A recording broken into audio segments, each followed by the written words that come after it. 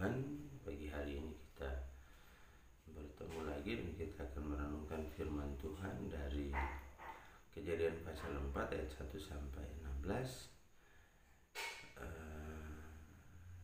Sebelumnya mari kita bersatu dalam doa. Kita berdoa. Anugerah dan kasih-Mu menuntun kami sehingga kami boleh bangun di pagi hari ini dengan tidak kurang suatu apapun.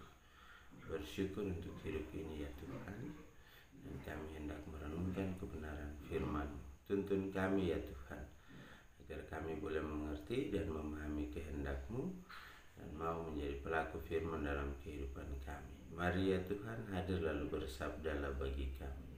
Amin. Kejadian pasal 4 ayat 1 sampai 16 demikian bunyinya. Kemudian manusia itu bersetubuh dengan Hawa istrinya dan mengandunglah perempuan itu lalu melahirkan Kain. Maka kata perempuan itu, aku telah mendapat seorang anak laki-laki dengan pertolongan Tuhan.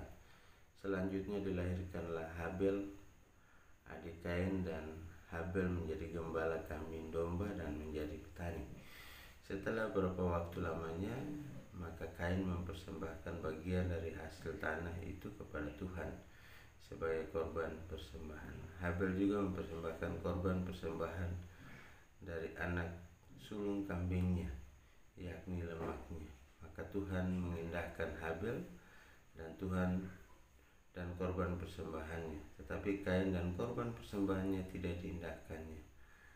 Lalu hati Kain menjadi sangat panas dan mukanya muram. Firman Tuhan kepada Kain, mengapa hatimu panas dan mukamu muram? Apakah mukamu tidak akan berseri jika engkau berbuat baik? Tetapi jika engkau tidak berbuat baik, dosa telah mengintip di depan pintu. Ia sangat menggoda engkau, tetapi engkau harus berkuasa atasnya. Kata Kain kepada Habel adiknya, marilah kita pergi ke padang. Ketika mereka ada di padang, tiba-tiba Kain memukul Habel adiknya lalu membunuh dia. Firman Tuhan kepada Kain, di mana Habel adikmu itu? Jawabnya, aku tidak tahu. Apakah aku penjaga adikku? Firman-Nya, apakah yang telah kau perbuat ini? Darah adikmu itu berteriak kepadaku dari tanah. Maka sekarang terkutuklah engkau, terbuang jauh dari tanah dari tanah yang mengangakkan mulutnya untuk menerima darah adikmu itu dari tanganmu. Apabila engkau mengusahakan tanah itu, maka tanah itu tidak akan memberikan hasil sepenuhnya lagi kepadamu. Engkau menjadi seorang pelarian dan pengembara di bumi. Kata Kain kepada Tuhan, hukumanku itu lebih besar daripada yang dapat kutanggung. Engkau menghalau aku sekarang dari tanah ini, dan aku akan tersembunyi dari hadapanmu, seorang pelarian dan pengembara di bumi. Maka barang siapa yang akan bertemu dengan aku, tentulah akan membunuh aku. Firman Tuhan kepadanya, sekali-kali tidak. Barang siapa yang membunuh Kain dan akan dibalaskan kepadanya 7 kali lipat. Kemudian Tuhan menaruh tanda pada Kain, supaya jangan dibunuh oleh barang siapapun yang bertemu dengan dia. Lalu Kain pergi dari hadapan Tuhan dan ia menetap di tanah Nod di sebelah timur Eden.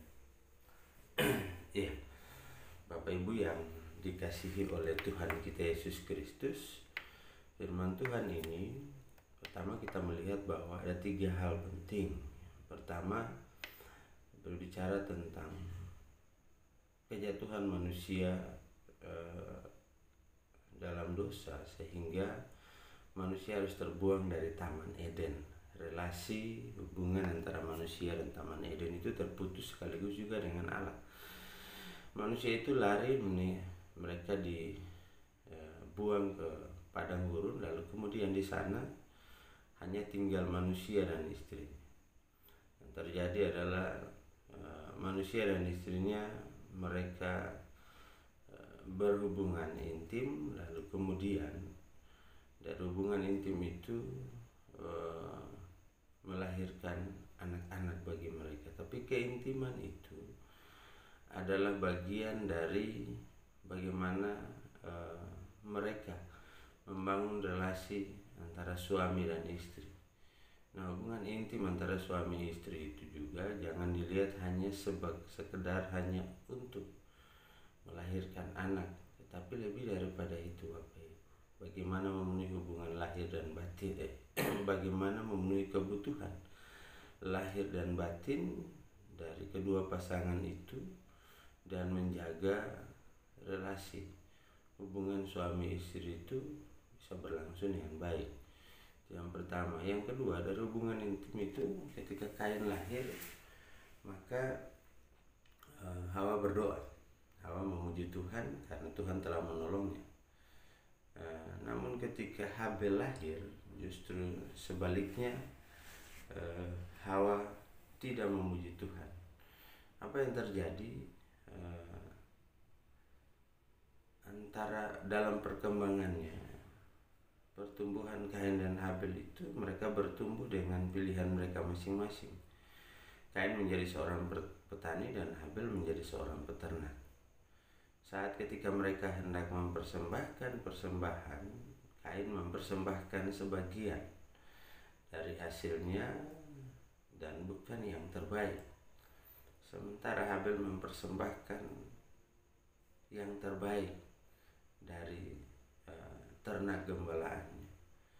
Tentu saja dari persembahan ini kita sudah bisa menerka bahwa Allah begitu mengindahkan apa yang dipersembahkan oleh Habel, dan ini membuat cemburu, iri, dan muram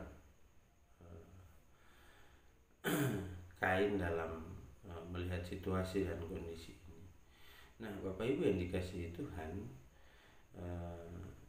rupanya sikap iri, cemburu, muram yang dimiliki oleh Kain membuat ia bersikap yang lain.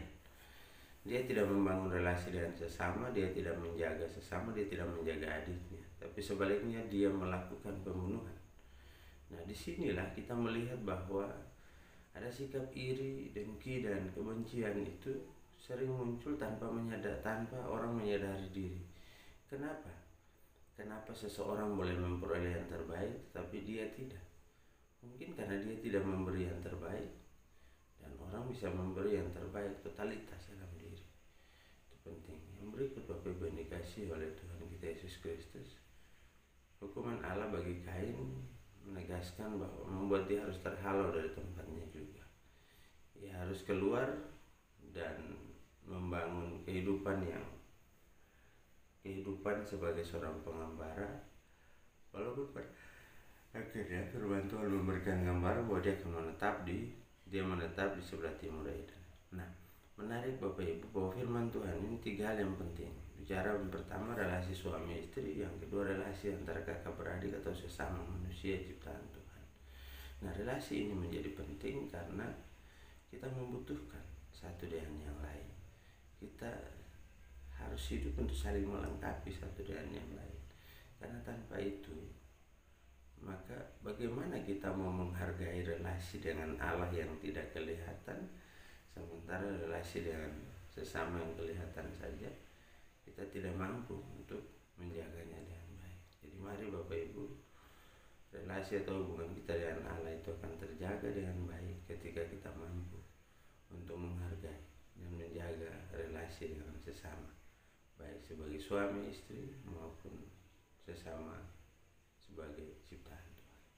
Tuhan memberkati kita. Amin.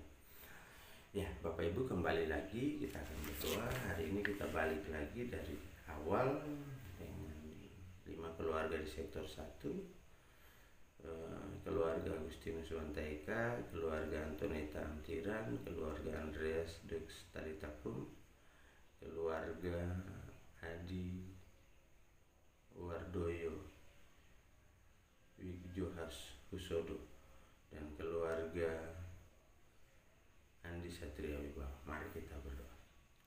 Terima kasih Tuhan untuk pagi hari ini, untuk firman-Mu yang lebih menegaskan kepada kami untuk bagaimana membangun relasi hubungan intim antara suami dan istri, dan itu menjadi sarana yang Tuhan pakai untuk memenuhi kebutuhan lahir dan batin, dan untuk mengukur bagaimana suami istri tetap memelihara cinta kasih yang berasal dari Tuhan. Ya Tuhan Allah Bapa kekal dalam kerajaan sorga, kami juga boleh belajar untuk membangun relasi dengan sesama sebagai anak-anak Tuhan, untuk saling menghargai dan saling menghormati, menjauhkan diri dari iri, dengki, dan kecemburuan, sehingga kami boleh berjalan di jalan yang Tuhan kehendaki. Berkat yang kami peroleh itu berangkat dari ketulusan hati kami untuk melayani Engkau ya Tuhan. Untuk itu ya Tuhan, tolong berkati setiap kami yang Tuhan telah percayakan untuk melayani-Mu ya Tuhan. Berkati juga jemaat-jemaat-Mu, secara khusus mereka dari sektor pelayanan 1. Berdoa bagi keluarga Agustinus Bantaika, keluarga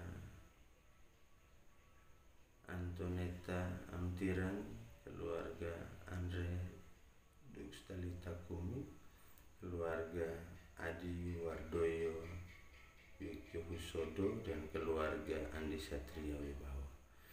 Bapak kenal keluarga ini dengan baik, dengan pergumulan mereka, dengan tugas tanggung jawab pekerjaan mereka, dengan keberadaan mereka. Bapak beri kekuatan, Bapak beri kesehatan, Bapak limpahkan berkat-Mu dalam kehidupan mereka.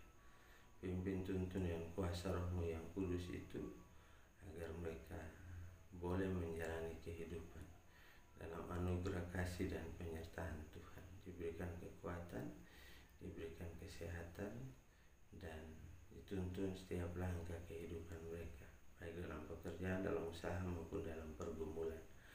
Pagi hari ini hamba berdoa juga ya Tuhan, bagi seluruh kehidupan jemaat-Mu, Tuhan boleh jaga dan pelihara dalam berbagai pergumulan mereka, dalam berbagai tugas tanggung jawab pekerjaan mereka, di dalam berbagai pergumulan mereka. Berdoa bagi mereka yang sakit, Tuhan jaga dan pelihara, Tuhan pimpin dan tuntun, Tuhan beri semangat dan sukacita. Terlebih Tuhan boleh berkati setiap obat penawar, makanan, minuman, tangan para medis maupun keluarga. Kami berdoa juga ya Tuhan bagi mereka bagi Bapak Yakob sampai Lalong dalam proses pengobatannya, Tuhan pimpin dan sertai. Berdoa juga ya Tuhan bagi para janda, duda, anak yatim piatu, mereka yang harus menjalani kehidupan dalam tanggung jawab tunggal sebagai orang tua, juga dalam tanggung jawab sebagai anak-anak yang dididik oleh orang tua tunggal. Bapak berkati mereka dalam pertumbuhan, berkati dalam cita-cita dan masa depan mereka. Tuhan pimpin dan sertai. Berkati juga para lansia dalam hari tua mereka, baik mereka dalam kesendirian maupun dalam kebersamaan. Tuhan pimpin dan sertai, Tuhan jaga dan pelihara juga. Ya Tuhan Allah Bapa kekal dalam kerajaan sorga, berdoa juga ya Tuhan bagi jemaat-Mu yang boleh Tuhan tambahkan setahun usia di sepanjang hari ini, baik kelahiran maupun perkawinan. Tuhan pimpin dan sertai, biarlah sukacita boleh menjadi bagian dari kehidupan pribadi, juga dalam kehidupan rumah tangga. Kami bersyukur juga ya Tuhan bagi jemaat-Mu yang dengan setia memberikan persembahan syukur atau persembahan persepuluhan. Biarlah berkat Tuhan melimpah dalam kehidupan mereka. Terima kasih Tuhan. Berdoa bagi para pelayan-Mu, mereka yang melayani di tengah-tengah jemaat-Mu dalam tugas dan tanggung jawab masing-masing, sebagai diaken, sebagai penatua, pengurus Pelkat, dan juga pelayan yang ada di Pelkat PA dan PT, komisi-komisi yang ada. Demikian juga ya Tuhan, kami berdoa bagi panitia pembangunan dalam proses pembangunan yang jika Tuhan berkenan akan dijalankan dan dilanjutkan. Panitia malam dana yang harus tertunda, dan kami rencanakan untuk membicarakan ulang waktu dan menjadwalkan kembali kegiatan dimaksud. Bapa berkati sehingga semuanya boleh berlangsung dalam anugerah kasih dan penyertaan Tuhan. Ya Tuhan Allah Bapa kekal dalam kerajaan sorga, kami berdoa juga ya Tuhan bagi kehidupan bangsa dan negara kami, Bapak Presiden dan seluruh jajarannya. Bapak berkati dan pimpin mereka, Bapak Gubernur dan seluruh jajarannya, Bapak Wali Kota, bahkan sampai pemerintahan terendah sekalipun. Tuhan pimpin dan sertai, berkati dengan kuat kuasa Roh-Mu yang kudus itu, agar mereka mampu menjadi pemimpin yang mampu menghadirkan sukacita dan damai sejahtera. Terima kasih Tuhan, pagi hari ini berdoa bagi seluruh gugus tugas COVID-19, Bapak berkati sehingga dapat menjalankan tanggung jawabnya dalam menangani COVID-19 ini, terlebih memutus mata rantai penyebaran virus COVID-19 ini. Kami berdoa juga ya Tuhan bagi seluruh tenaga medis, para dokter dan perawat yang bekerja untuk merawat mereka yang terinfeksi dan nyatakan positif. Berkati mereka yang terinfeksi dan nyatakan positif juga, biarlah mereka juga boleh Tuhan pulihkan cepat sehingga mereka boleh berkumpul dengan keluarga. Para medis juga boleh Tuhan jaga dan lindungi sehingga mereka tidak terinfeksi dan boleh kembali berkumpul dengan keluarga masing-masing. Terima kasih Tuhan. Kehidupan jemaat-Mu di sepanjang hari ini hamba pertaruhkan ke dalam tangan. Tuhan ampuni kami atas salah dan dosa yang telah kami perbuat, lalu curahkanlah berkat-Mu dalam kehidupan jemaat-Mu. Biarlah kiranya kasih karunia dan damai sejahtera dari Allah Bapa kita, dari Tuhan kita Yesus Kristus, serta persekutuan dengan Roh Kudus mau tinggal menyertai, memelihara, memberkati kehidupan saudara sekalian, mulai dari pagi, siang, petang hingga malam nanti, dalam anugerah kasih dan penyertaan Tuhan.